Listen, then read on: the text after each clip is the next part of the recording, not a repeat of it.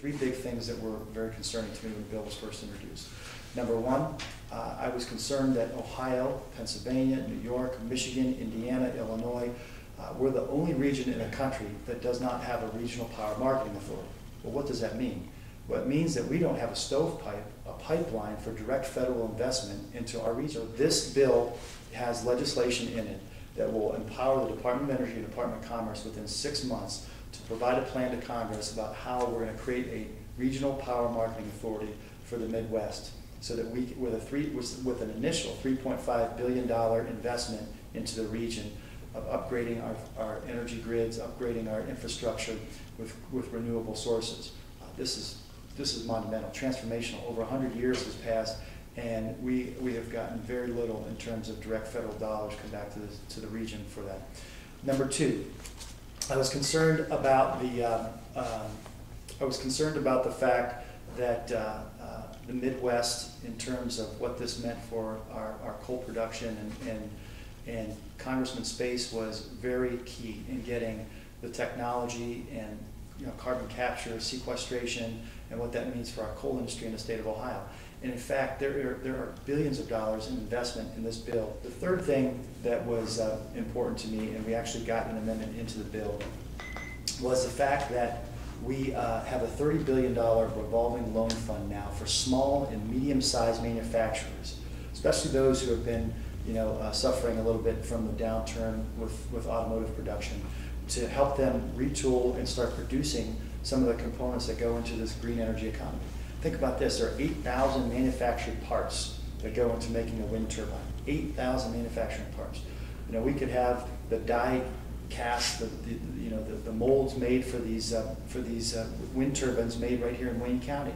We could have the ball bearings made at the Timken facility here in the 16th district in Stark County. So this district is uniquely positioned to benefit from this type of technology and innovation. And I wanted to highlight the Policy Matters, a think tank out of Columbus, right? They highlighted just a few companies here in Wayne County that could be connected to green energy jobs and expansions that we would see, not only from my amendment, but from the advanced production of these types of materials.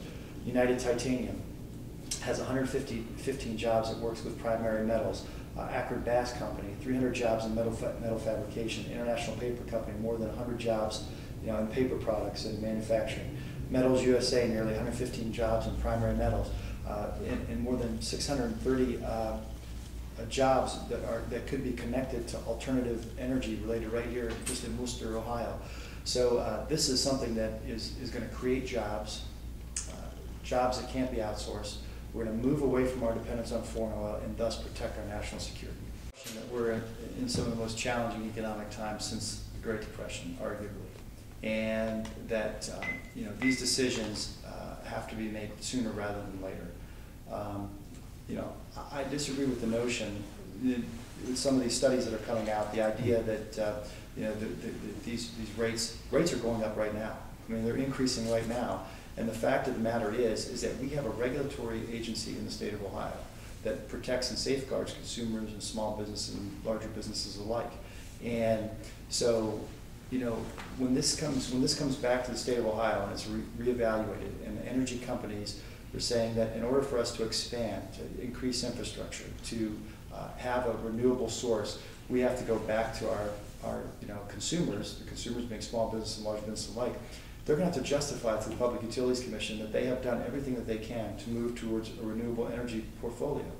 So, there are safeguards that are built into this, and that may, some of those quotes where folks are talking about exorbitant figures, that may be the case for unregulated states, but states like Ohio that have a regulatory authority, I would argue that we perhaps arguably are more stable in terms of how electricity is going to be generated, number one, and distributed, and the rates attached to them. I can't tell you right now. We're talking about 15. But it will cost me something. Well, it may not. In fact, there's some studies that show that it may not cost you because of the fact that if this technology gets online 15 years down the road, we have a zero-emission coal-fired facility. They're going to have to put a turbine, they're going to have to put a chute or a stack on on their existing coal-fired power plants. I mean, this is money that, you know, that they could already transition to. So the technology is going to catch up with us very fast. And you know, I use an example of what we're doing here in Wayne County at the Agricultural Research Center. I mean, Smack Industries, just using these anaerobic digesters, taking manure and sewage sludge and adding 20% biomass, like a busted up watermelon from the supermarket or cooking grease from a local restaurant. They're increasing the BTUs of that compressed natural gas by 50%. They're actually selling it back to the grid. I mean, could you imagine someday Canton, Ohio was getting ready to build a incinerator for their sewage sludge? And could you imagine if they pulled the brakes on that and put one of these aerobic digesters that are built right here? They could actually produce compressed natural gas, sell it to the utility for money, for revenue, and give money back to their consumers, or they could create a muni and have electricity generated by the compressed natural gas that they're using from our waste. I mean, so I can't suggest what 15, 20 years down the line is going to bring. You know, the sky's the limit, I think, with American entrepreneurship. And I go back to that. You guys remember when we watched Back to the Future, and the professor comes back from the future and he's opening up the garbage can and putting all that garbage in his DeLorean. I mean, who knows what we could do with American intuitiveness and innovation down the line here. And I think this is the kind of things that we've got to champion. So rather than approach this from a position of fear, let's approach it from a position of strength, that America, every time we've been challenged, we've gotten by this. And just like Mike Huckabee said, a country that can't feed itself, fuel itself, or produce the weapons to defend itself is going to be a nation that's forever enslaved. And, you know, after having served overseas, you know, flying my wounded and fallen brethren out of Baghdad, you know, I've had enough. I don't want to depend on the Middle East for 40% of our demand for oil, and we've got to do something.